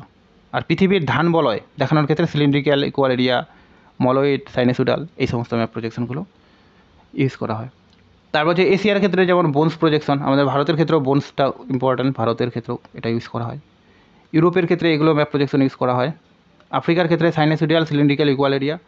নর্থ আমেরিকার ক্ষেত্রে এটা, সাউথ আমেরিকার ক্ষেত্রে এগুলো, আন্টার্কটিকার ক্ষেত্রে পোলার জেনিথাল, আন্টার্কটিকাটা তো বোঝাই যাচ্ছে। ওসিয়ানিয়ার ক্ষেত্রে সিম্পল কনিক্যাল আর বোনস প্রজেকশন দুটাই। হোল ওয়ার্ল্ড অর্থাৎ গোটা পৃথিবীর ম্যাপ আঁকতে সাইনোসয়েডাল, মলয়েড, মার্কেটর এগুলো। আর এখানে কয়েকটা কান্ট্রি আছে, মেইনলি ইন্ডিয়ারটা মনে রাখতে হবে, বাকিগুলো তো সিম্পল, বাকিগুলো না মনে রাখলেও হবে, ইন্ডিয়ারটা মনে রাখতে হবে। বোনস প্রজেকশন দ্বারা ভারতের মানচিত্র ভালো করে দেখানো যায়। বাংলাদেশ সাইনোসয়েডাল, শ্রীলঙ্কাও এটা, ফ্রান্স বোনস এগুলো, ঠিক আছে। এবার আমি গোটা ম্যাপগুলো যখনই কোন ম্যাপ প্রজেকশনটা খাটবে, আমি বললাম জামার মতো ব্যাপারটা, তো ওটার জন্য একটা গ্লোবের ভিতরের ম্যাপ দেখা উচিত।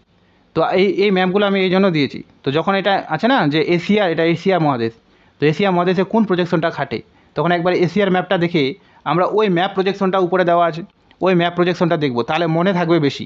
তো আচ্ছা, এই জন্য এরকম হলো ব্যাপারটা, ঠিক আছে। যেমন এখানে লেখা আছে কি Asia map projection, bones projection. তো আমি কি বললাম যে মহাদেশগুলো পূর্ব পশ্চিমে বেশি বিস্তৃত, ঠিক আছে। তো এইটা তো পূর্ব পশ্চিমে বিস্তৃত হবে, তো এরকম করে আসছে এদিকে, উত্তর দিকে একটু কম, আর এরকম।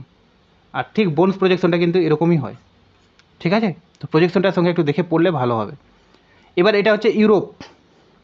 তো ইউরোপের ক্ষেত্রে পোলার জেনিথাল ইকুয়াল এরিয়া, পোলারের দিকে যেহেতু ইউরোপটা বেশি আছে, তো পোলার জেনিথাল ম্যাপগুলো ইউজ করা হয় এরকম। তারপরে আছে কি, এটা হচ্ছে উত্তর আমেরিকা। তো দিয়েছি এটা, এটা হচ্ছে দক্ষিণ আমেরিকা, এটা হচ্ছে আফ্রিকা। তো এগুলো ম্যাপ দিয়ে দিচ্ছি, আমি আর বলছি না, এগুলো একবার দেখে দেখে পড়লে মনে থাকবে বেশি। এটা হচ্ছে আন্টার্কটিকা, গোল, ওই জন্য আন্টার্কটিকাটাকে দেখায় দ্বারা, পোলার জেনিথাল দ্বারা। এটা হচ্ছে আমাদের ইন্ডিয়া, গ্লোবের মধ্যে এরকম লাগে ইন্ডিয়াটাকে। ব্যাস এতটুকুই ছিল, এগুলো পড়লেই মোটামুটি এর মধ্যে থেকেই কমন চলে আসবে, বুঝে বুঝে পড়তে হবে খালি, তাহলেই হবে, ঠিক আছে।